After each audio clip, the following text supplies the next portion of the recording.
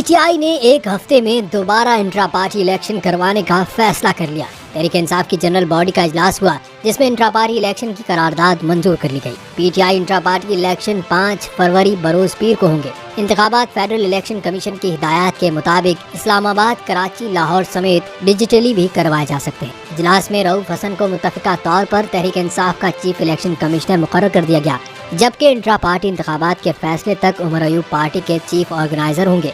31 जनवरी 2024 तक पाकिस्तान तहरीक इंसाफ के राबता ऐप पर रजिस्टर्ड मेंबरान ही इलेक्शन लड़ने और वोट डालने के अहल होंगे। पीटीआई की जानिब से आम इंतखाबात के लिए नामजद करदा उम्मीदवार आज़ाद नहीं समझे जाएंगे, बल्कि इलेक्शन के बाद भी पीटीआई का ही हिस्सा होंगे।